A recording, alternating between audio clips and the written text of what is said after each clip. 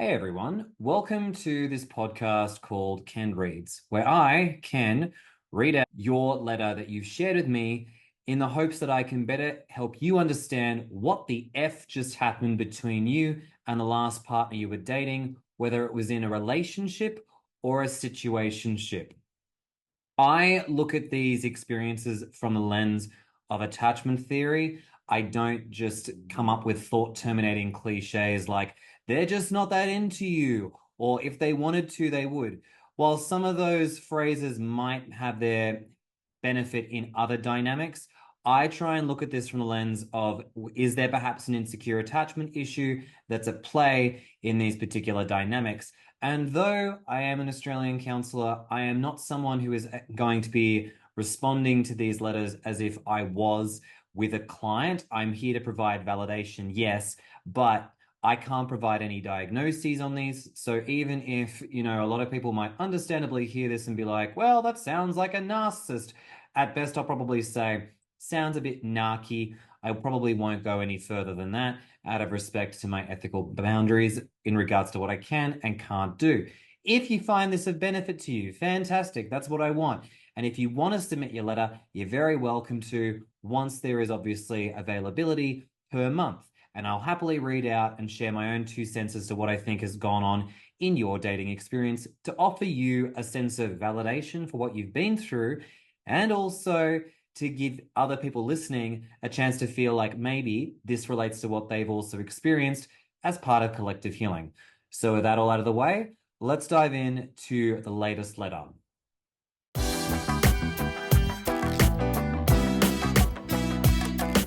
So for today's letter, we have the following from Michael.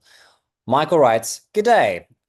I'm 33, and in March last year, I started dating a wonderful 32-year-old woman named Sue. We matched on a dating app while I was visiting my family in regional New South Wales." Yeah, I was wondering if you were an Aussie, because it's not every day I see someone starting a letter with "good day." So welcome, fellow Aussie from the local state of New South Wales. Sue was 2 hours away, and when we matched, we hit it straight off. She said she'd been looking at my profile for a couple of days, but felt I was out of her league, but finally succumbed. I let her know I thought she was right up my alley. Well, that's, I guess, pink flag number one. Someone feeling like they're out of your league. Why might this be an issue, Michael? Because it suggests there's potential self-esteem stuff. So, just taking a little pause here. I know everyone in general is likely to struggle with self-esteem to a degree or another. That is to be expected in this day and age. But why might this be an issue in dating? Well, we normally find that for a lot of avoidant attachers, particularly those that have a lot of shame and also feel like they can't meet up to someone else because they project that, like, you must be so much better than them, you're secure, you're this or you're that. They tend to feel like they can't give you what you're looking for, that they can't meet expectations of yours, even if you've never asked for even if you've never explicitly stated what your expectations, wants, and needs might actually be. And it can be a bit of a form of self-sabotage that causes them to just use that as an excuse as to why you deserve so much better than them. You deserve to have someone who can meet your expectations, your needs, your this or your that. So I always worry when people say that, because it's a bit of an early red flag pink flag, I should say, to something that could be an issue down the line if that person doesn't actually have the capacity to back themselves and believe they are worthy of being chosen for this kind of relationship. It usually comes from a lot of people who've gone through a lot of trauma and neglect, because they genuinely believe they deserve to have people at that level, and they don't have the confidence, unfortunately, to allow themselves to believe they're worth having someone who could actually treat them really well. So it's really sad. Anyways, Michael, let's continue. Sue identifies as queer and told me she broke up with her partner mid the year before, but checked out quite a while earlier as her ex was younger and quite volatile. They lived in their van traveling, doing seasonal work for the past 2 years. I told Sue I have ADHD and had a bad dating history, but it was myself choosing the wrong partners and being very anxious while dating, which manifested as fussing. But since being diagnosed and doing a lot of self-work, I'd been dating slowly and intentionally over the past 3 years. Good work. Seriously, Michael, that's amazing. We met up the next week. We didn't sleep together that first weekend. We had a great warm connection, which made me feel very safe and heard. I went back the next weekend where we slept together and we didn't look back. There was some distance between us, but we saw each other almost every weekend, talked every day, and she was very open and honest about having a troubling youth with one of her parents, having drug issues and experiencing sexual assault as a young child. There you go. That's the trauma. And I feel sorry for Sue because that's terrible. Obviously, this is already like giving me the presentation of someone who's likely a fearful avoidant because when there's drugs and alcohol in a family, sexual assault, for her, and also experiencing a lot of turbulence, that's a recipe for disaster for a child's attachment system. That becomes their homeostasis. I let her know how amazing she is, and I did not for a moment see her as broken. And in fact, she was more than enough. She was so caring, lovely, kind, smart, and funny. I was melting so fast. Aw, you guys are cute. However, for Sue, even if you see her as all these things, she may not necessarily feel that way about herself. I want everyone to understand this. Just because we see the best in people, the potential, and we project a lot of our hope and optimism onto that human being, doesn't mean they feel the same way. And you cannot raise someone's self-esteem without them doing a lot of work internally as well, too. Having a social environment and a good therapist absolutely can help, but this is a big internal job, and it is very hard for trauma survivors to do this, particularly those that are fearful avoidance. A lot of them have terrible self-defeating narratives claiming things like, well, I deserve this. I am broken. This is just what happens to people like myself. And it's really painful and hard for them to not only face these self-defeating beliefs and, subconscious woundings, but also to work through them. It's really rough. Anyways, our fondness and connection kept growing. But I was mindful of taking things slowly as I did really rush into previous relationships. My boundaries were clearly communicated to take the time and do it right, which she acknowledged. Throughout our time together, she was very forward in planning trips, talking about our future, but constantly sought reassurance that we were both exclusive. I assured her that we were, and labeled us boyfriend and girlfriend because it was to me a big step. And for me, I felt like we were totally invested. We were exclusive, and I liked her very much. I believed it was important we do the right thing, as I didn't want to get my heart broken again. But I'm confirmed she is someone I see a fantastic future with. She often brought up moving in too, which I said I see that as something in our future over the next few months as our relationship matures. However, she noted that she believes it's best to just move in and see how it goes. Honestly, nothing there is giving me raging red flags. We wanted all the same things, and our life goals were so eerily similar, with the only exception being she wasn't sure if she wanted kids, which was something I felt we were working together, though. I made it clear I didn't need kids, and once she knew her decision that English, let me start that again. I made it clear that I didn't need kids, and um, once she knew her decision that we should discuss it. Okay, I'm assuming that means um there was room for conversation and discussion around kids, but it wasn't something that was like a major deal breaker.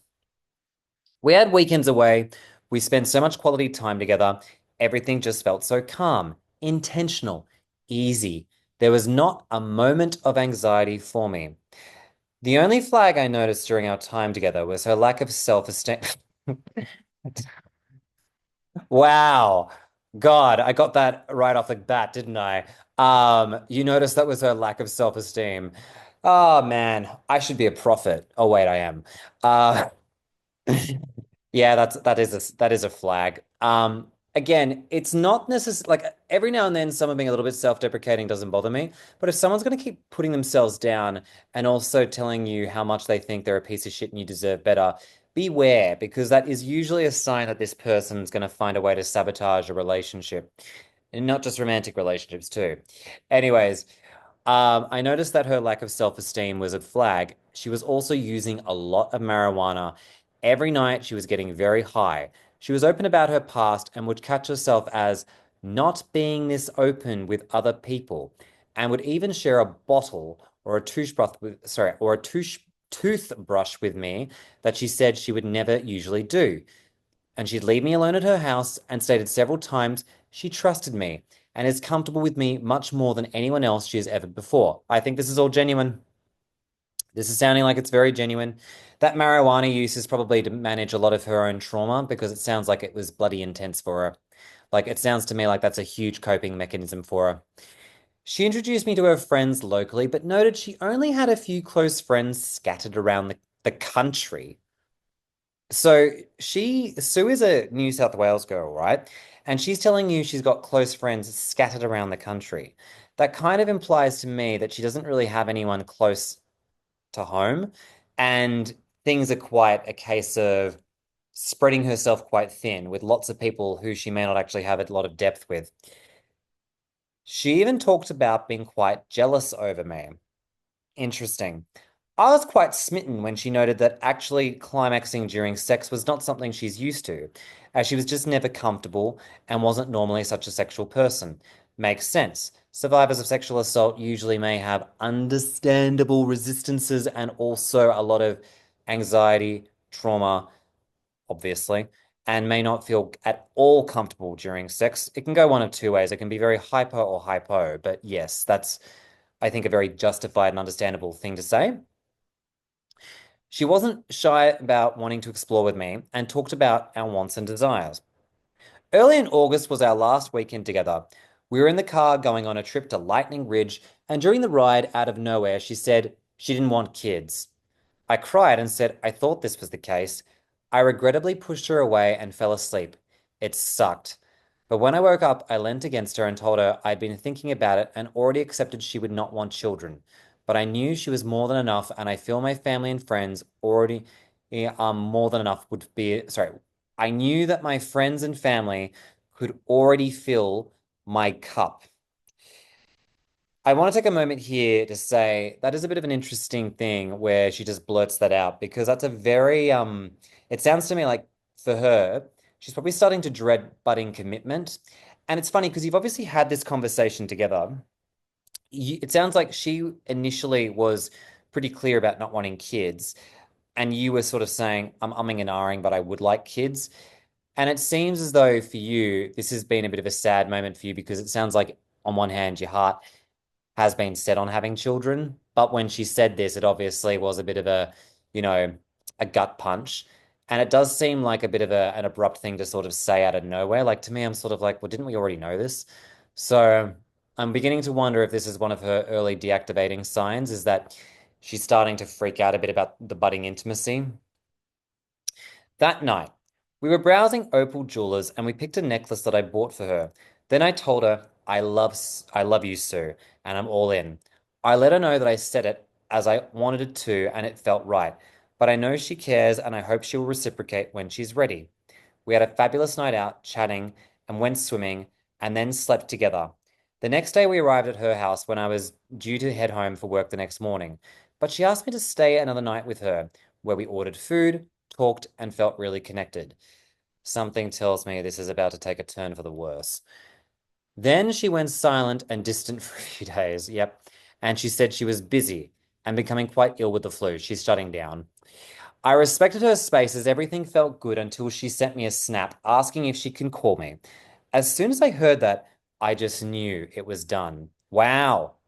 Wow. So it sounds to me like you've actually been in a similar position to this before, or you're very, very hyper attuned.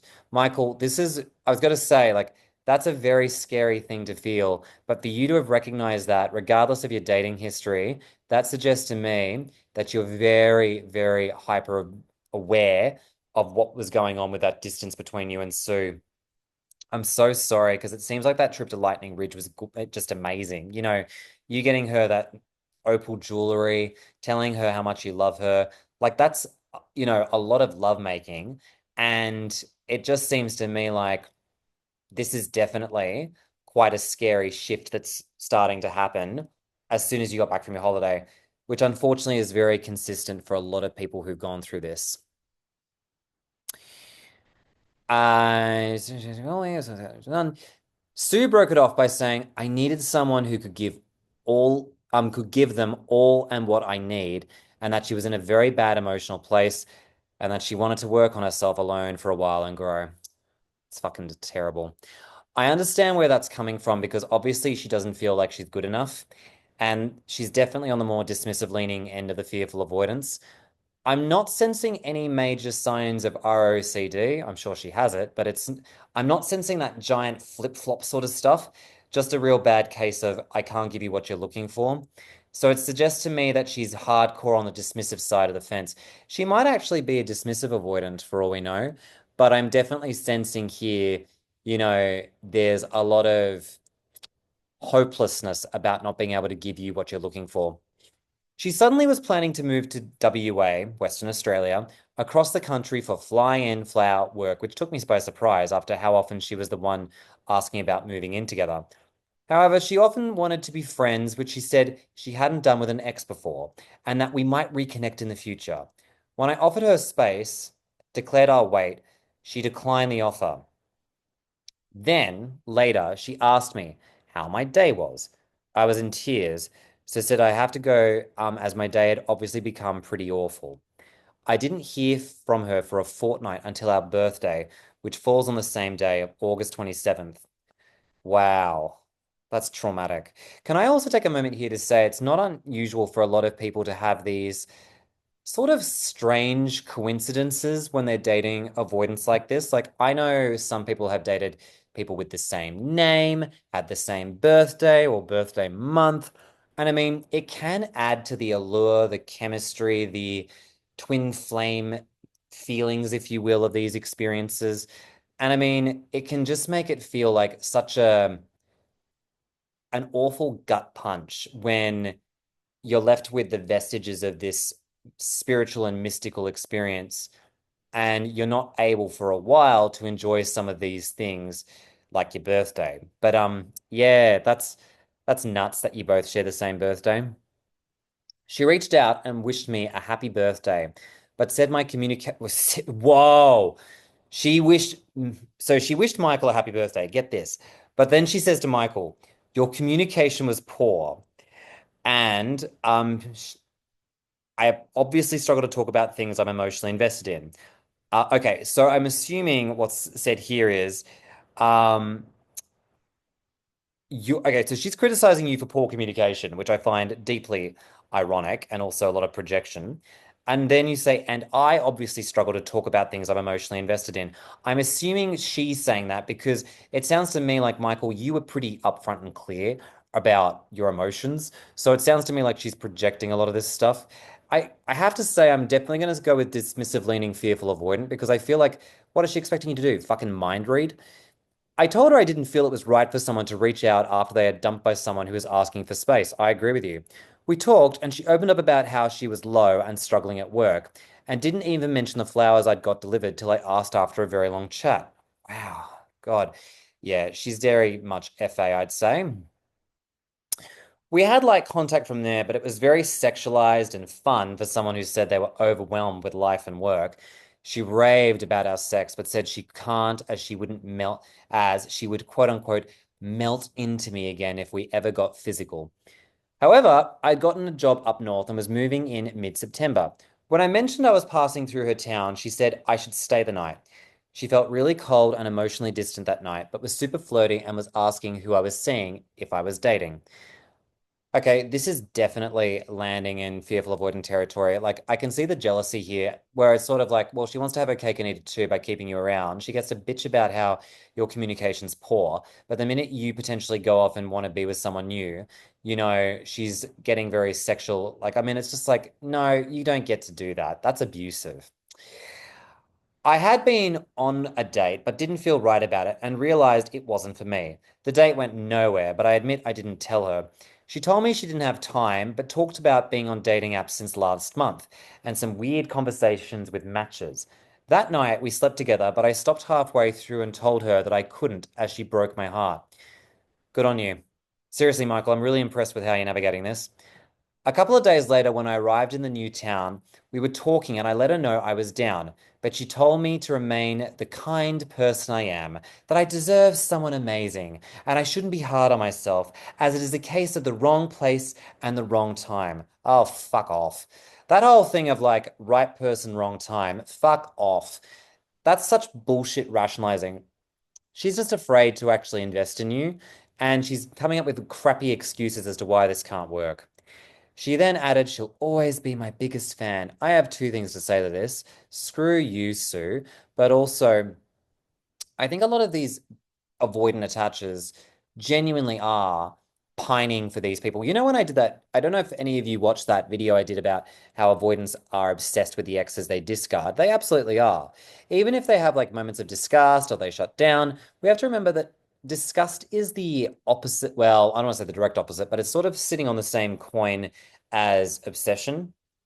And complete indifference is the antithesis to all of this. She ain't indifferent, and she's certainly not over you. And it seems like part of the reason why she's still connecting with you is because she's not feeling particularly good about herself. I've said before that often a lot of fearfuls will probably, reconnect if they're not feeling particularly good about their life circumstances. So to me, the fact that she's still like, being quite romantic with you, it's like, girl, you need to sort out your shit and go to therapy. You can't use people like drugs. Anyway, I got to tell you, a lot of straight men, I think, have been through this experience. And I say that's exclusively for straight men because I think that a lot of straight men have been on receiving end of dismissive leaning, fearful avoidance. And I think they do feel used, betrayed, and hurt, which is ironic because it's probably how the fearful avoidant women feel when they were growing up. But this is no way to teach people, sorry, to treat people at all. I know not all fearful English. I know that not all fearful avoidants are like this, but you don't do this to someone as it really just destroys them. And it's not okay to behave in this particular way. Anyways, Michael continues. A couple of days later, when I arrived in the new town, we were talking and I let her know I was down. But she told me we remain the kind person I am. Oh, yep, read all that. Blah, blah. Sue then said she was hungry for something sweet after a big day at work. So I told her I'll go get her something sweet delivered. When she got the desserts, she said when referring to being hungry for something sweet, she was referring to sex, which seemed bizarre as people usually refer to it as spicy. Then she said she was uncomfortable with people buying her things, which she never mentioned during our time together. Yeah, well, I mean, you bought her an opal piece of jewelry.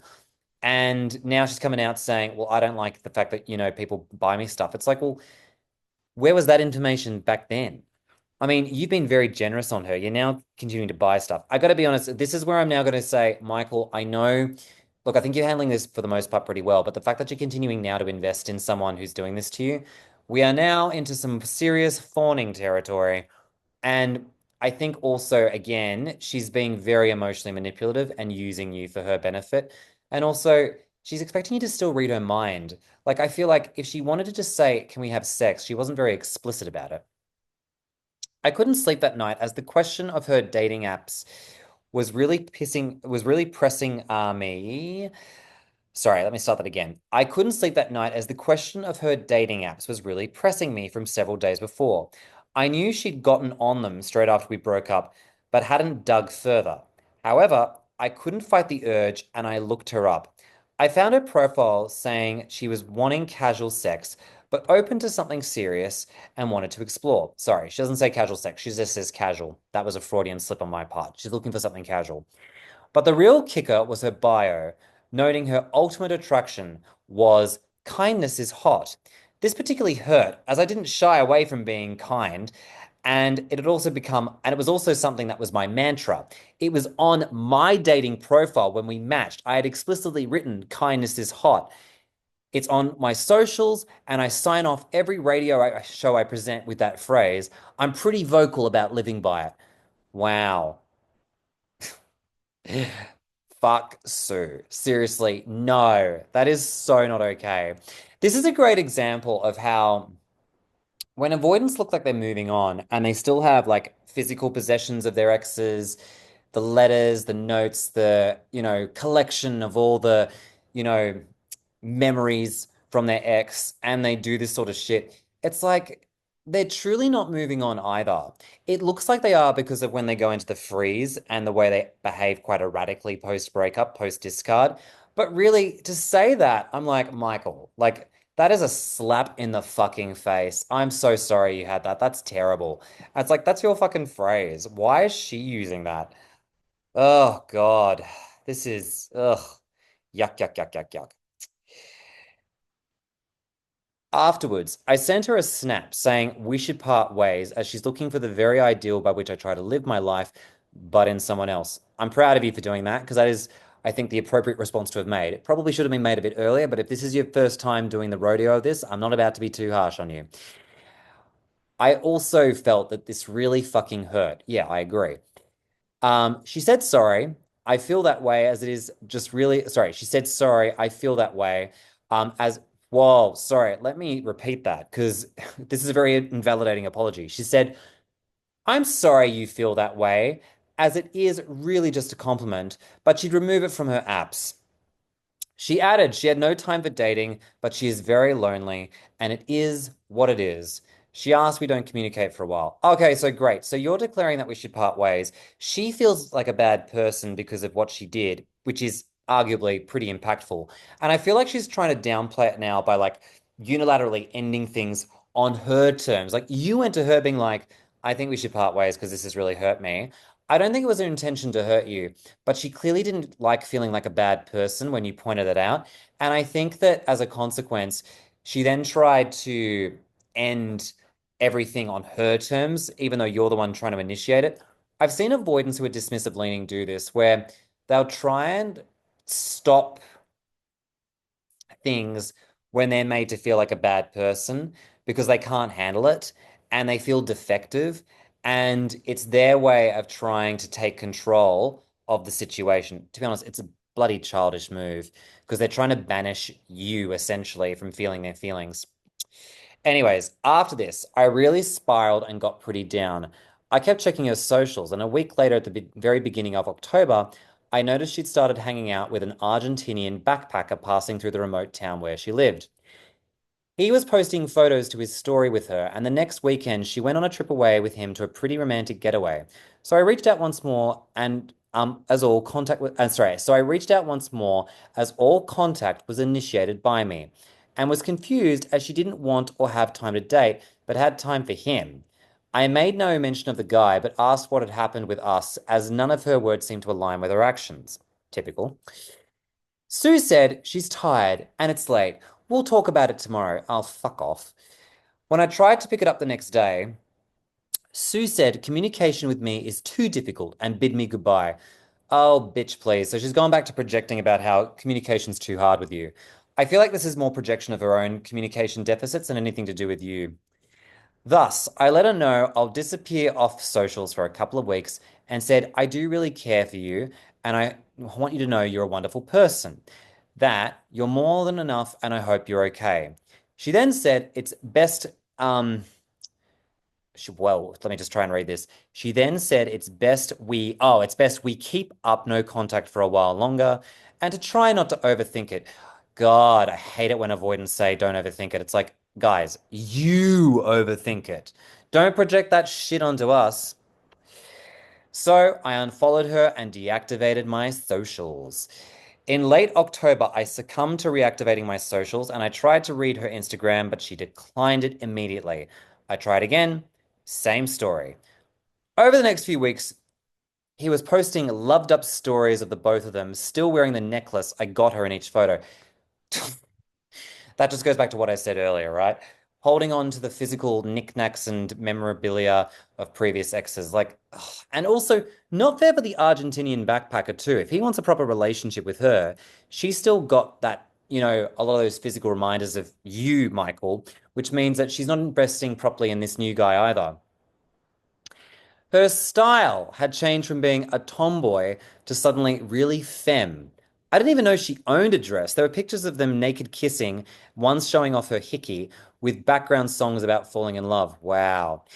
This also actually begins to suggest to me that she has a very unstable sense of self, meaning that She doesn't know who she is. She changes herself depending on who she's with, and she tries to get away from old versions of herself that cause her to feel a lot of shame. It's literally a case for her of like, I'm just going to jump into a whole new identity and just pretend the past me just burned in flames, and now I get to be reborn as this new version of myself. I understand that hearing this might sound like people with borderline personality disorder, and this could be a case of Sue having BPD. But if you ever find that someone is making these radical shifts post adverse experience without actually sitting with the adverse experience, it's usually because this is their way of trying to disconnect themselves from that adversity. And it does suggest they have a very unstable and also disconnected sense of self. Also, interesting how, too, she's continuing to show off a lot of the sexual aspects of her life, which makes me think that she's someone who is still connecting through a lot of sex, but not proper intimacy. Michael continues, I was feeling really confused, especially as for someone who identifies as queer. She left me and immediately started dating a guy who looks pretty similar to me. Same build, tats, same shaved head, and even a big beard like mine too. She's got a type, you. She's looking for someone who's basically you with probably with less emotional availability. So I sent a nice video asking if I should let her go and bid a fond farewell as I had no fucking idea what was happening. She sent an exasperated audio message saying she wishes me the best as I'm a legend. I have all the best things ahead of me, but she's seeing someone and it's going really well. The audio message was finished by saying that it's time for me to let go and to go and enjoy. Okay, I want to take a moment here to say this is more projection. I feel like this is her speaking to herself and just trying to rationalize her behavior as being like, I just get to move on now. I get to just, move away from the adversity of my life and I don't have to think about this anymore. It's all up in flames for me. You should do this too. This is all projection and massive rationalization. She is a menace. Like, she's very much in that high functioning freeze. She should not be dating at all. I wished her the best in a video, acknowledging I thought this was all that this was all me, but it's actually all her. I asked that she take some time to self-reflect, to treat her new Argentinian backpacker with more care and respect than she ever did to me, and finished with kindness is hot. So I hope one day she discovers how to be a hottie. I love that. If anyone ever feels like being a little bit petty to an avoidant partner, go ahead. There's a little moment of pettiness isn't going to kill you. She replied saying, we gave it a go. It didn't work out, and that's okay. Oh, again, fuck off. That rationalization of like, we tried, it didn't work out. It is what it is. Move on. It's like, no, bitch, you didn't work out. You got in the way of this. Don't make it seem like we had compatibility issues that weren't something to do with you. I felt this was incredibly unfair, as I never got a say in the end of our relationship. She added she didn't need to give me a reason why our quote unquote friendship didn't work out. Ugh, I feel really angry on your behalf, Michael. She noted that she had asked me not to contact her anymore, and she had just seen, and sorry, and she had seen behaviors and actions from me that she didn't like, and this just proved her point. Now, this was very confusing, as not once did either of us raise our voice, say anything nasty, or publicly air anything bad about one another. She then blocked my Facebook, of course she did, but no other social media. However, a friend who follows her told me that that very evening she made public her new relationship with a picture of them kissing along with the caption, Life's beautiful with you. Something tells me she probably never did the same with you. In early December, her new partner shared a picture of a ring Sue had gotten him, asking her forever, and he said yes, as he was flying back to Argentina the next day as his visa expired some 2 months after they started seeing one another.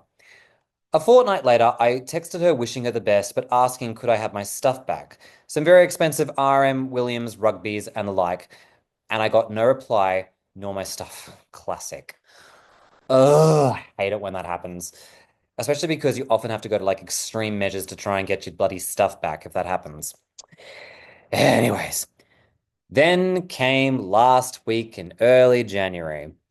I tried to add her on Instagram as I just felt, you know, May as well see if I'm going to be part of this person's life. My message with the ad once said that I'm not here to reconnect or bring up the past. I respect she has moved on and that I'm happy she has found her human and her happiness, and that my only reason for being here is that I do and always will care. Within a minute, it was read and I was blocked. She's got so much shame over what happened. I cannot even begin to tell you how bad she feels about herself. She feels like a piece of shit and she knows it. And she is just raking you across the coals as a way of not letting herself feel that shame. She is classic dismissive, leaning, fearful, avoidant. And I've seen so many straight men go through this, and it is just brutal. It's just so unfair. I am so sorry you're going through this, Michael. You do not deserve this. Finally, we're nearing the end. On January 15th, her workplace announced on Instagram that Sue is finishing her contract with them, and they wished her well on her adventure as she follows her love over to Argentina. As I sit here today, I look back at the videos and text. I'm both proud and happy of how well I treated her. I'd come far, and while I apologize to her for not handling the breakup well by falling into my anxious traps, I know in myself I tried the best I could in a really unfamiliar and painful situation. Honestly, I'm finding closure, but just so very confused and lost as to what the fuck happened. Yeah, well, I'm not surprised, Michael. Like, I mean, what you've been through is a story as old as time for a lot of people who've dated individuals like Sue. And I'm really sorry that you had this experience because it's fucked up. And it's also not uncommon for the avoidant partners to double down on the next partner as well, get married, have kids, do all the things that they were going to do with you. They treat the new person sometimes, depending on the person, as sort of as like an emotional clean slate to dump and project all the love they have for you onto them. And this guy will feel like he's not really getting the full experience with her. He'll feel like you're still in love with an ex. So even though she's pushing this really hard, make it seem like she's moved on and that everything's hunky dory, you've just been subjected to serious avoidant abuse. It's so fucked up. I also want to take a moment here to say I don't actually know how anxiously attached you were in this relationship with Sue. Like, really, what did you do? It seems like based on this letter, you didn't do much. Like, you didn't really do much protest behavior or anything like that. If anything, it seems like majority of this fell on Sue's lap, if I'm completely honest. Anyways, I ask myself, was it real? Did Sue just use me? How can she move on so quickly? How can she commit to someone so deeply and chase them across the world? The levels of commitment to someone else after discarding me for what seems to be my dropping the love bomb feels so shit. While the weight is lifting off my heart and mind by the day, I know I will always care, but honestly, I don't want her back. However, her actions seem like such a wild overcorrection after sabotaging our relationship. So I'm shit scared I'll be hearing from her again. Thank you, and I love your work. Michael, you are very welcome. Again, I am really sorry because this is so fucked up. You did not deserve this shit at all. Man, how brutal. This is serious shit. Like, seriously bad, stuff from someone with a fearful avoidant attachment style who's dismissive leaning. Okay, so I'm gonna answer some of these things that I know are more rhetorical questions, but I'm gonna just answer them for you anyways. Was it real? Oh, you betcha. You absolutely bet you it was real. No way known was she gonna react the way that she did if it wasn't real. That triggered, that connection when we were talking about the pink flags of self-esteem. Oops. I wanted to do a slap on my hands there and I hit the table. That hit her like a freight train, and her nervous system was like, nah, we're checking out. And she just ran with that narrative of like, we tried to make it work as friends, and it just didn't work out. Like, she's just running with the narratives in her head. She's coming from up here, and she's trying to deny all the painful feelings inside of her. And anytime she feels like a bad girl, she attacks you for it instead because she can't deal with it. She has low to no accountability. She's just a hot mess, a wrecking ball of sorts. And then, did she just use you? Not in the way that you're probably writing this. Yes, she used you for emotional connection, particularly at the back end of this relationship, because she was lonely and also wanted to have access to you emotionally, but not actually have full access to you. you were exceedingly generous with her. You've actually given her a lot of your, possessions. You gave her an opal jewelry, and she's now been parading that with the new guy she's now engaged with, right? She's still got your stuff, and she hasn't even had the fucking decency to return it. She's still holding on to it because she really loves you. I can tell that much. But she's not wired like you. She's wired very differently to you. And the way she's behaved, so bad, so bad. So in a way, yes, she has used you like an addict uses substances. She was using you for connection, but she couldn't maintain it.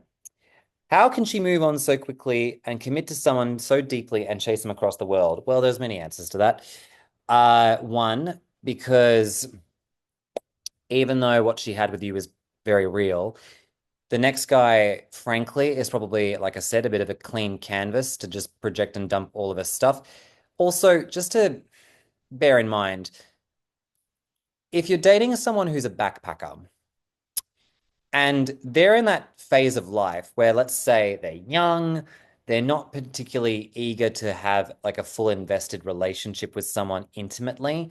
And I'm not saying all backpackers are like this, but if you're truly someone with no roots and you're not looking to settle down, you're looking to sort of just be off in the wilderness, so to speak, then you're the perfect person for someone like Sue because you're going to be so eager for similar dopamine hits. You're going to be like down for just doing whatever you want to do. You're going to be taken for a ride.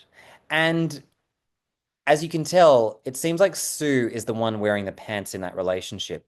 It was Sue who proposed to this guy, not the other way around. That's very non-heteronormative. So it makes me just think that she wants control. She wants to drive the narrative. She wants to be able to just have this new life where she looks very femme. But really, I think this speaks to, again, a lot of unstable identity and also the fact that she's got a lot of trauma. And I think for a lot of avoidants who do this, it's far easier for them to date down, if they find someone who looks like you, even better. And if there's not that emotional intensity, it's very easy for them to do this. If they were dating someone almost identical to yourself, they'd shut down very quickly and back away because the same thing would happen again. The devil is in the detail with these dynamics. And for Sue, it just seems like history is starting to repeat itself big time. All right, I'm going to round it here. Michael, thank you so much for sending this letter. What an odyssey we went through today. This is just so messed up. I know a lot of women have gone through the ringer with dismissive leaning, fearful avoidance, but I find the presentation is different in those cases to the ones I see in the dudes. I've yet to see like a lot of examples of dismissive leaning fearfuls with gay men, and also lesbian women. There have been. I'm not suggesting that I haven't got them, but and they can behave very similarly in the heteronormative examples as well too. But I just think, it's good that we're getting this body of work that I will one day maybe send to whichever psychology board is available, so that way we can get these attachment issues officially listed in the DSM-6 because this shit needs to end. Like, seriously, it's killing us. I'm just going to finish off here to say unhealed attachment issues are essentially the same to me as untreated addiction. If people have not got their attachment issues in check, then this is going to be the result. It's just not okay. We need to take responsibility and accountability for this. It's not a simple matter of let's all behave secure by just doing the opposite of what we've been doing. A lot of this requires significant 5+ year time in therapy doing trauma-informed, attachment-focused healing. And that's provided the person actually recognizes that they have a problem and wants to work on it. Otherwise, we're going to get more of the same. All right, everyone. Thank you very much for being here, and I look forward to seeing you all in the next reading.